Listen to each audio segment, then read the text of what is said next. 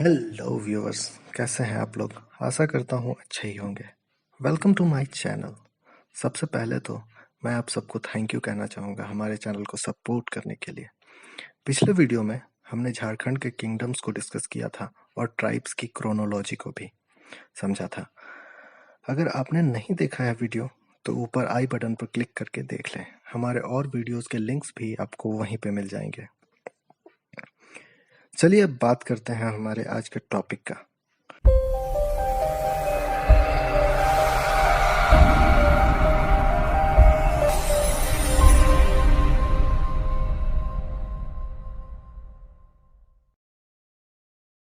Video शुरू करने से पहले एक रिक्वेस्ट करना चाहूँगा। अगर आप झारखंड के निवासी हैं तो अंत तक इस वीडियो को पूरा समझने के लिए देखें, और अगर आप झारखंड के नहीं हैं तो भी झारखंड के जानकारी के लिए देखें।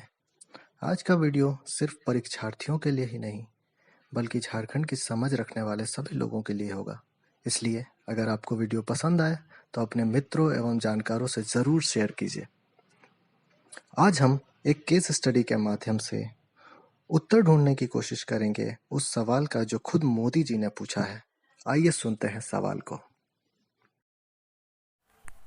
अगर विश्व के सामने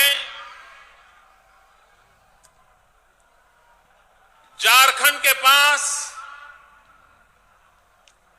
जो प्राकृतिक संपदा है, भू संपदा है, सामर्थ्यवान मानव बल है, उसका ब्यौरा दुनिया के आर्थिक पंडितों को दिया जाए और अगर उनको पूछा जाए कि जिस राज्य के पास इतनी अपार संपत्ति हो उस राज्य की आर्थिक स्थिति क्या होगी। भाइयों बहनों, मैं विश्वास से कहता हूं दुनिया के किसी भी पंडित के सामने ये जानकारियां रखी जाएं तो जवाब एक ही आ जाएगा कि यह राज्य दुनिया के समृद्ध देशों की बराबरी में हो सकता है। दुनिया के समृद्ध देशों की बराबरी में हो सकता है।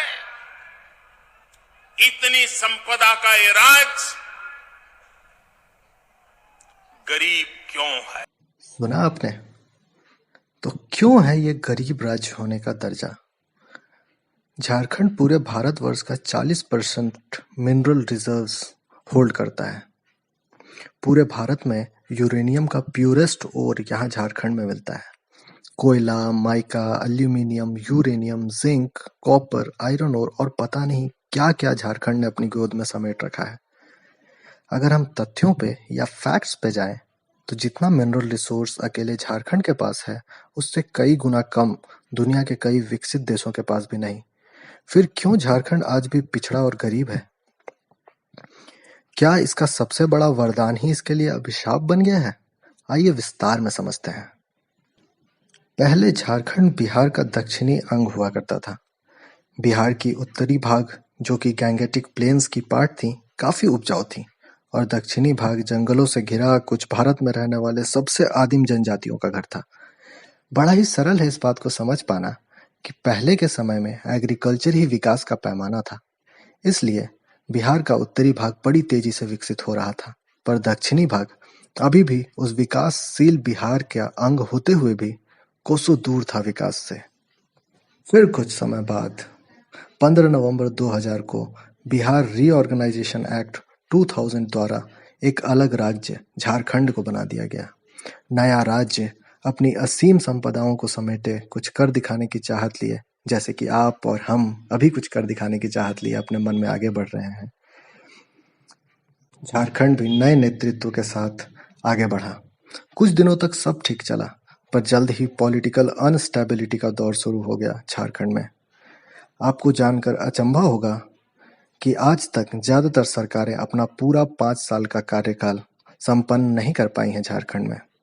यह उन बहुत सारे कारणों में से प्रमुख कारण है जिसके वजह से झारखंड पिछड़ा और गरीब कहलाता है। एक सक्षम नेतृत्व की कमी के कारण आज भी झारखंड वहीं खड़ा है जहां 2000 में बिहार से अलग होने से पहले खड़ा था। सरकारी व्यवस्थाओं को अपना कार्य करने के लिए भी वक्त की जरूरत होती है।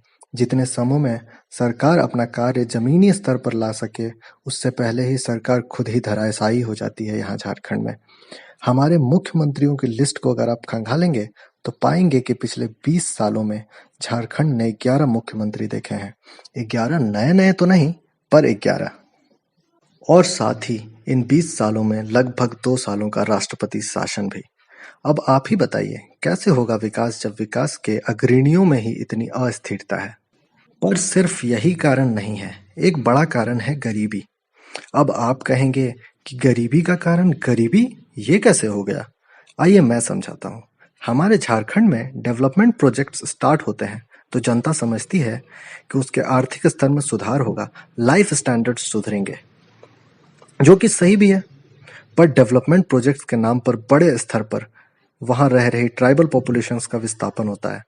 India's people tribunal on environment and human rights के रिपोर्ट के हिसाब से 65 लाख ट्राइबल पॉपुलेशन को डिस्प्लेस किया जाता है डेवलपमेंट के नाम पर। अगर हम गौर करें तो जो इंडस्ट्रियली डेवलप्ड डिस्ट्रिक्ट्स हैं झारखंड में, वहां गरीबी रिलेटिवली कम है। पर कैसे? क्या यह हुआ है लोगों का level of standard of living सुधार कर, या फिर गरीब ट्राइब्स को विस्थापित करके उनके नेटिव लोकेशन से? ये एक अलग ही बहस का मुद्दा है, इस पर हम बाद में बात करेंगे। पर बात तो जरूर सोचने वाली ही है। आपका क्या विचार है इस बारे में? कमेंट सेक्शंस में हमें जरूर बताइएगा। झारखंड जंगलों से भरा है। झारखंड का नाम ही झार यानी कि जंगल और खंड से मिलकर बना है। जंगल की वजह से ही झारखंड की एक अलग पहचान है। यहाँ के जंगलों में कई प्रकार के वन्य प्राणी पाए जाते हैं, जिसमें हाथी और बाघ प्रमुख है। और हाथी तो हमारा स्टेट मैमल भी है, पता ही होगा ना आपको। अगर नहीं पता तो हमारे पिछले वीडियो में ही स्टेट सिंबल्स का जिक्र किया है मैंने, आप उसे देख लें। और हमारा कंटेंट अगर आपको पसंद आए तो सब्सक्राइब कर दें। तो हम थे जंगल पर। इस झारखंड की गरीबी, पिछड़ेपन और घने जंगलों में पलते और फलते फूलते हैं नक्सलिस्ट्स, नक्सलिज्म, नक्सलवाद जिसे हम कहते हैं। राज्य में गरीब जनजाति लोगों को गरीबी और पिछड़ेपन से बाहर ना आने देने में इनका बहुत बड़ा योगदान है। नक्सलिज्म तभी फलता फूलता है जब कहीं गरीबी और दबे कुचले होने का भाव हो लोगों में। इसी कारण यहाँ झारखंड में भी डेवलपमेंट कार्यों में अक्सर नक्सलाइट्स रोड़ा डालने का प्रयास करते रहते हैं, जिसके कारण स्थिति और भी खराब होती जा रही है। पर अब तो काफी हद तक कंट्रोल में है सब। पर हाँ, नक्सलिज्म एक जरूर बहुत बड़ा कारण रहा है झारखंड को पिछड़ा एवं गरीब राज्य बनाने में। अगला मुख्य कारण है करप्शन। इंडिया करप्शन स्टडी 2005 के एक रिपोर्ट के हिसाब से झारखंड भारत का 7वां सबसे भ्रष्ट राज्य था। तो भाई, जहां इतना करप्शन हो वहां तो गरीबी और पिछड़ापन होगा ही। डेवलपमेंट कार्यों का प्लान तो सरकार बना देती है, पर उनको जमीन पर उतारने का काम बाबुओं का ही होता है। और जहां बाबुओं के स्तर पर इतना ज्यादा करप्शन हो, वहां उम्मीद क्या ही की जा सकती है। कारण बस इतने ही नहीं है, पर बाकी कारणों का जिक्र हम अगले वीडियो में कवर करेंगे। तब तक आप लोग मुझे ये बताइए कि वीडियो में बताए गए कारणों के अलावा और कौन कौन से कारण हैं जो आपको लगते हैं झारखंड को गरीब राज्य बनाने के पीछे। कमेंट्स करके ज़रूर बताइएगा और चैनल को सब्सक्राइब करना मत भूलिएगा। साथ ही बगल का बेल का घंटा भी ज़रूर दबा दें ताकि आपको हमारे अपडेट्स मिलते रहें। मिलता हूँ मैं अगले वीडियो में। तब तक खुश रहिए, पढ़ते रहिए, कुछ नया सीखते रहिए। मी आदर्श साइनिंग ऑफ। Thank you.